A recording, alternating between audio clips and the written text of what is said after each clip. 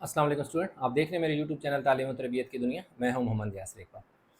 Student, exercise 4.4 का question number 1 के उसने 1 2 3 4 5 पार्ट दे दिए हैं और कह रहा है कि give quick answer without doing any procedure, कि भाई आपने ना प्रोसीजर नहीं करना, डायरेक्ट इनके आंसर बताने हैं।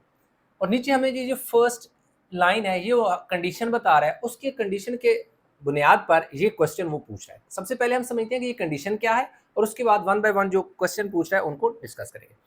If HCF of two polynomial x cube plus 5x square plus 6 and x cube plus 9x square plus 14 is obtained as x square plus 2x, then अब वो कह रहा है कि भाई दो पोलिनोमियल है, एक ये वाली और एक ये वाली।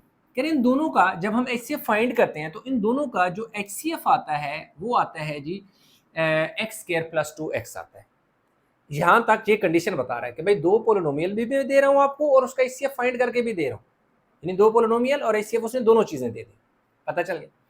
अब पहली बात हमसे पूछ रहा है, what would be HCF of 5 into x cube plus 5x square plus 6x and x cube plus 9x square plus 14x। अब उसने क्या किया, पहले वाली स्टेटमेंट में उसने ये कराया कि ये जो फर्स्ट इक्वेशन है ना इसको 5 से मल्टीप्लाई करा दिया और सेकंड जो है वो अनचेंज है, सेम है, उसके साथ कोई नंबर मल्टीप्लाई नहीं कराया।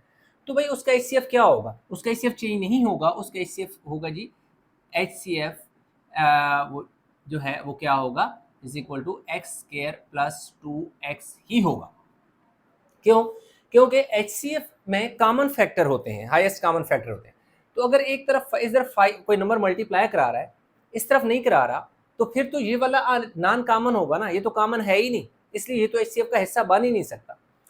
और एक चीज है कि देखो HCF का हिस्सा कब बनेगा, अगर वो एक से मल्टीप्लाई करा रहा है तब भी नहीं बनेगा, यानी फर्स्ट से मल्टीप्लाई करा रहा है। अब इधर देखें उसने सेकंड से मल्टीप्लाई करा दिया, फर्स्ट को अनचेंज रखा है। आप देख सकते हैं ये वाली इक्वेशन, ये देख सकते हैं ये वाली और ये वाली देख सकते हैं सेम है। अब उसने क्या किया कि इधर मल्टीप्लाई करने के बजाय अब इसके साथ उसने 2 क्या कर दिया, मल्टीप्लाई करा दिया। तो भाई इधर 2 मल्टीप्लाई कराया, लेकिन इस साइड पे क्योंकि 2 नहीं है तो 2 कॉमन तो नहीं होगा, जब 2 कॉमन नहीं होगा तो वो तो HCF का हिस्सा ही नहीं बनेगा, इसलिए इसका भी HCF यही रहेगा। कोई इस पर इफेक्ट नहीं करेगा, यानी एक्स स्क्वायर प्लस 2x ही आएगा। नंबर थर्ड के की बात करें तो दोनों से मल्टीप्लाई करा रहे हैं, ले जी एक जो दोनों वाली कहानी थी वो भी आ गई। लेकिन दोनों से जो उसने मल्टीप्लाई किया, फर्स्ट इक्वेशन से और सेकंड इक्वेशन से भी मल्टीप्लाई करा दिया, लेकिन उन दोनों में जो नंबर है वो प्राइम नंबर है, दोनों डिफरेंट नंबर है, यानी 3 और 5 दोनों प्राइम, सॉरी 7 दोनों प्राइम नंबर है। इन 3 और 5 का कोई फैक्टर है ही नहीं जो इन दोनों में कॉमन हो 1 के अलावा, ठीक है। तो इसमें भी HCF चेंज नहीं होगा क्योंकि 3 और 7 कॉमन तो नहीं है, इसलिए हमारे पास इसका भी HCF यही रहेगा, एक्स स्क्वायर प्लस 2x ही होगा। नेक्स्ट पे आ जाए, what would be the, again इसमें उसने अगेन दोनों को मल्टीप्लाई कराया, लेकिन इसमें थोड़ा सा चेंज किया।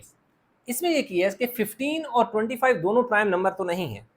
तो इसमें अगर देखिए, मैं थोड़ा सा आपको सिंप्लीफाई करके बताता हूँ, उसने नहीं कहा हुआ, मैं सिर्फ आपको बताता हूँ, आसान ही है। 15 का जब हम LCM प्राइम फैक्टर निकालें तो 3 5 आता है, 25 के निकालें तो 5 इंटू 5 आता है। तो आप देख सकते हैं कि इनमें एक 5 जो है वो हमारे पास क्या है, एक कॉमन फैक्टर की शक्ल में आ जाएगा।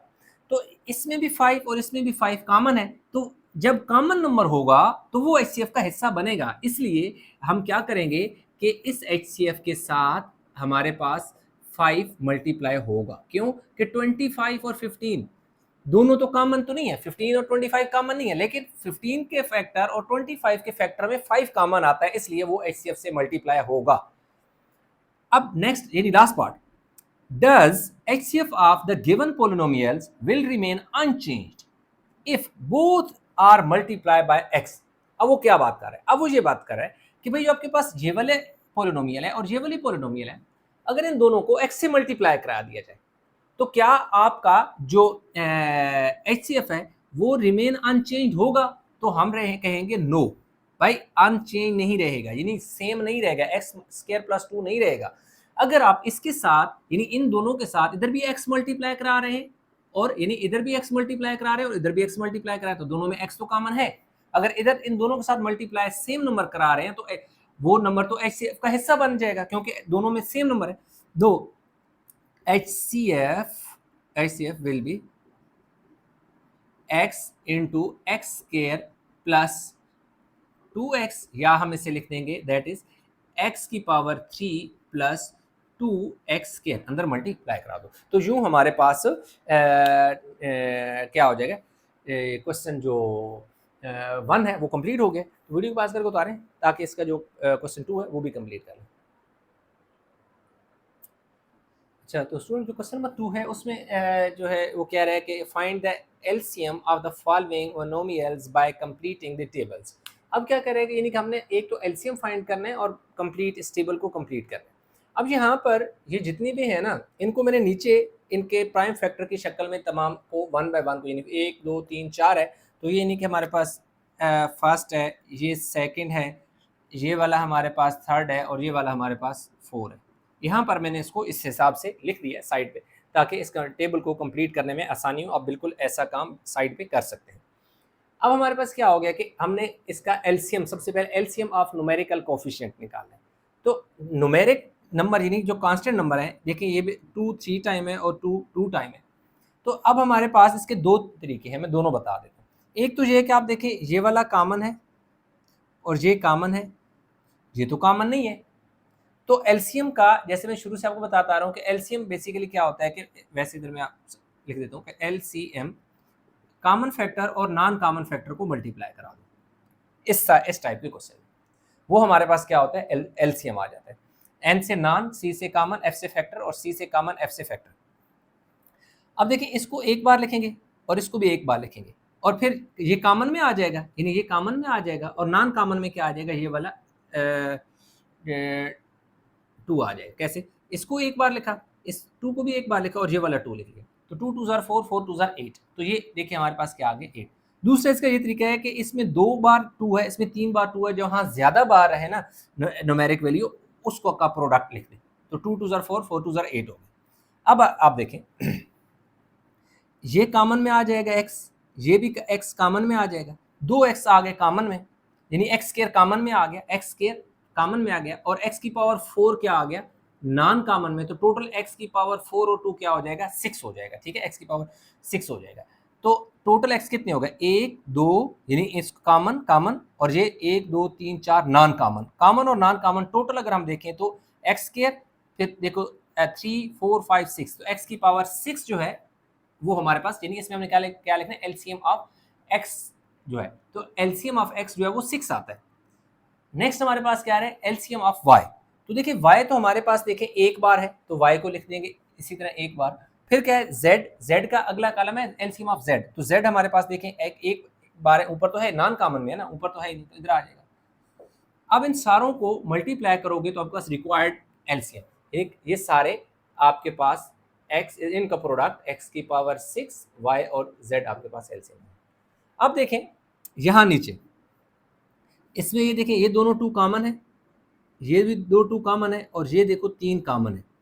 अब देखिए कॉमन और नॉन कॉमन का हमारे पास प्रोडक्ट आएगा, 2 2 ज़र 4, 4 3 ज़र 12, 12 तो जो है कॉमन में आ जाएगा और ये 2 नॉन कॉमन में तो है ना, तो इसका मतलब है कि हमारे पास क्या आएगा, 2 2 ये 2 कॉमन में आएंगे और ये 3 भी कॉमन में आएगा और नॉन कॉमन में ये 2 आएगा। इन सारों को मल्टीप्लाई करें, 2 2 ज़र 4, 4 3 ज़र 12, 12 2 ज़र 24। तो यहाँ पे हमारे पास जो आ जाएगा जो एलसीएम ऑफ न्यूमेरिक वैल्यू वो 24 आ जाएगी, एलसीएम ऑफ न्यूमेरिक कोफिशिएंट।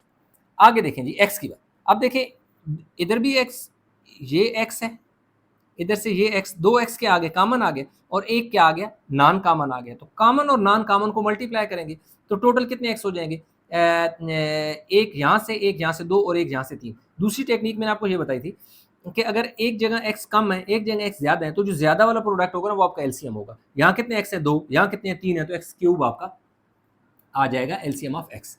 फिर y देखें, y क्या है, नॉन कॉमन है, तो y 1 2 3 4 है, तो y आप क्या लिख दोगे, 4। z भी देखो कॉमन में है ना, तो z 2 बार है, एक बार ऊपर एक बार नीचे, और इसलिए इसको हम एक बार ही लिखेंगे। अब इन सारों को जोड़ के लिख लो, यानी प्रोडक्ट इनका क्या आ जाएगा, 24 x क्यूब y 4 और z हमारे पास इसका क्या आ जाएगा जी, ये आ जाएगा। ठीक हो गया जी, ये भी आंसर x क्यूब y ठीक ठीक हो गया। नेक्स्ट अब ये वाला है, अब यहाँ पे 18 वाला ये देख सकते हैं कि इसमें कॉमन क्या क्या है। इसमें देखें कि कॉमन हमारे पास ये देखिए इधर 3 एक बार है, इधर 3 एक बार है, इधर 3 2 बार है, तो जहां ज्यादा बार है ना वो वाले 3 आप पिक कर लें, ये आ जाएगा। 2 इधर है, 2 इधर है, तो ये भी कॉमन हो गया। तो हमारे पास क्या आ गया, 3 3 जार 9 और 9 2 जार 18 आ जाए। कैसे कि इसमें देखिए ये सारों में कॉमन आ गया, और इस तरह ये वाला इनमें कॉमन आ गया, इन दो में कॉमन आ गया, तो एक बार 2 है, एक बार 3 है, और ये जो बीच वाला 3 है ना, ये भी तो बच गया ना, ये वाला 3। ठीक है, तो 2 3 जार 6, 6 3 जार 18, तो यहाँ क्या आ जाएगा जी 18। आगे को एलसीएम ऑफ कोफिशिएंट, फिर एक्स की बारी। एक्स इधर कितनी बार है 2, इधर कितनी बार है 2, इधर कितनी बार है 1 2 3 4 5 6। एक तो मैंने आपको क्या बताया था कि इस तरह पेयर बना लो, ए पेयर, ये इस एक्स के साथ पेयर, फिर इस एक्स के साथ पेयर। तो दूसरी ये है कि एलसीएम जब भी आप फाइंड करें, यहाँ पे 3 बार है, यहाँ पे 2 बार है, यहाँ 6 बार है, तो जो हाईएस्ट पावर रिपीटेशन होती है ना किसी भी वेरिएबल की, वो एलसीएम का हिस्सा बनता है। 1 2 3 4 5 6, तो एक्स आपका कितना आ जाएगा 6 आ जाएगा। फिर देखिए जेड, वाई आपके पास इधर एक है और इधर है ही नहीं, तो वाई एक बार ही आएगा। जेड आपके पास देखो यहाँ कितनी बार है, एक एक बार है, और यहाँ कितनी बार है 1 2 3, तो जो हाईएस्ट रिपीटेशन होती है वो आपका एलसीएम का हिस्सा बनता है। तो ये, तो अब हमारे पास क्या आ जाएगा 18 x6 y और z की पावर कितनी आ जाएगी 3। ठीक है जी, चेक कर लेते हैं आंसर। 18x6 y स्केयर और z, एक सेकंड, y स्केयर आ रहा है हमारे पास, इधर y स्केयर शायद गलती से, एक सेकंड मैं इसको चेक कर लेता हूँ कि y की पावर 3 है, y की पावर 1 है, y और y स्केयर z, ये हाँ यहाँ पे ना मैंने कहीं लिखने में मिस्टेक कर दी, 9x y स्केयर z है, यहाँ क्या है 9 x और y स्केयर है। ठीक है, क्या है y स्केयर है, तो यहाँ पे हमारे पास x एक बार आएगा, और जो y है वो 2 बार आएगा, और क्या आएगा z आएगा। ठीक है जी, 2 बार और z एक बार। ठीक है, तो हमारे पास यहाँ पर y जो है ना वो y क्या आ जाएगा स्केयर आ जाएगा। सही है, उसकी वजह ये है कि ये देखें y यहाँ पर एक बार है, यहाँ पर 2 बार है, तो हाईएस्ट रेपिटेशन यहाँ पे है, तो इसलिए y स्केयर, तो यहाँ हमारे पास क्या आ जाएगा जी y स्केयर। फिर हम आंसर दोबारा चेक कर लेते हैं, 18 x की power 6 y square z cube. ठीक होगी।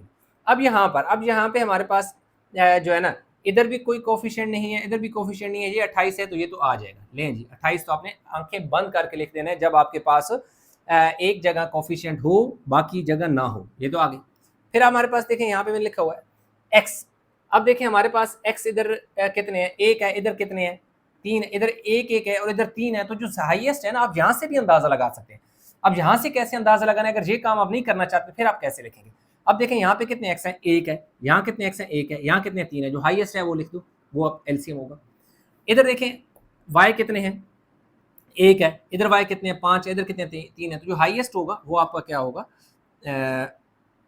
5 आ गए। फिर नेक्स्ट हमारे पास इधर जेड कितने 3 है, इधर जेड कितने हैं 5 है, इधर जेड कितना है 1 है, तो हाईएस्ट क्या है 5 है, तो जेड क्या आ जाएगा आपका 5। और इनको अब जब आप रिक्वायर्ड में मल्टीप्लाई करके रखोगे, 228 एक्स क्यूब वाई की पावर 5 जेड की पावर 5। ठीक हो गई, चेक कर लेते हैं। 28 एक्स क्यूब वाई और जेड दोनों 5 5 हैं। ठीक है, यही है, तो यूँ हमारे पास क्वेश्चन क्या होगा कंप्लीट। अच्छा, इस चीज़ से अंदाज़ा, ये जो मैंने नीचे लिखा हुआ है ना, ये जो नीचे मैंने वैल्यू लिखी हुई है, ये अगर आप नहीं लिखना चाहते, डायरेक्ट आप लिखना चाहते हैं, तो बड़ा आसान सी टेक्निक है। वो कैसे होगा कि आपने देखना है कि हमारे पास ना इनमें जो हाईएस्ट नंबर होगा ना, न्यूमेरिक कोफिशिएंट वो लिख देना है। इधर देखो 4 है, इधर क्या 8 है, तो हाईएस्ट 8 है, आपने यहाँ 8 लिख देना है। फिर देखें आपने एक्स देखना है, एक्स इधर 6 है, इधर 4 है, तो जो हाईएस्ट है वो आपने लिख देना है। फिर आपने देखना है इधर वाई एक बार है, जेड एक बार है, इधर लिख देना है। इधर कोफिशिएंट 12 है, इधर 24 है, तो आपका हाईएस्ट इनमें यानी बड़ी वैल्यू क्या 24 है, तो वो आपका एलसीएम होगा। फिर दूसरी बात है कि इधर कितना है एक्स 2 है, इधर कितने 3 है, तो बड़ा जो एक्स क्या एक्सपोनेंट है वो आपका एलसीएम का हिस्सा बनेगा। यहाँ वाई 4 है, यहाँ है ही नहीं, तो वो वाई 4 ही आ जाएगा। जेड एक बार है, तो एक बार लिख देना। इधर 18 है, इधर 9 है, इधर 6 है, तो हाईएस्ट क्या है 18 है, वो आपने लिख देना। क्यों? क्योंकि 9 का टेबल भी 18 पे जाता है, 6 का भी जाता है, तो 18 आपने लिख देना। फिर एक्स इधर कितने 3 है, इधर कितने 2 है, इधर कितने 6 हैं, तो जो सबसे बड़ा एक्सपोनेंट वाला एक्स होगा ना वो आपने लिखना है। फिर वाई इधर है ही नहीं, इधर वाई एक है, इधर वाई एक सेकेंड, वाई स्केयर दोबारा 18 वाला किधर है जी, शायद लिखने में तो गलती नहीं, 9, हाँ यहाँ पे जो है वो चेंज नहीं किया, यहाँ क्या है 9 वाई स्केयर एक्स था, ठीक है जी, क्या था वाई स्के एक्स और वाई स्केयर था, एक्स और वाई स्केयर था। ये देखिए वाई स्केयर बड़ा है तो हमने यहाँ पर बड़ा लिख लेना है। फिर देखें यहाँ पे हमारे पास जेड की बारी है, तो जेड इधर एक है, इधर एक है, इधर 3 है, तो जेड 3 आपने लिख देना। फिर इनमें देखो 28 है, 28 लिख दो। एक्स सबसे हाईएस्ट क्या है जी, एक्स हमारे पास सबसे हाईएस्ट 3 है, तो 3 लिख दिया। वाई देखो हमारे पास 1 है, 3 है, 5 है, तो हाईएस्ट वाला आपने लिखना है। फिर एक्स जेड आपके पास इधर के 3 है, इधर क्या है जी 5 है, इधर क्या है जी 1 है, तो हाईएस्ट 5 है, तो वो आपने 5 लिख देना है। फिर इन सारों को जोड़ के लिख दोगे तो आपके पास क्या आ जाएगा, आपका एलसीएम आ जाएगा। तो यूं अगर ये नहीं करना चाहते तो आप इस तरीके से भी इनको सॉल्व कर सकते हो। तो यूं हमारे पास जो क्वेश्चन नंबर 2 था वो हो गया कंप्लीट। आई होप के क्वेश्चन समझ आए होंगे। नहीं कोई कन्फ्यूजन है तो नीचे कमेंट में जरूर बताइएगा।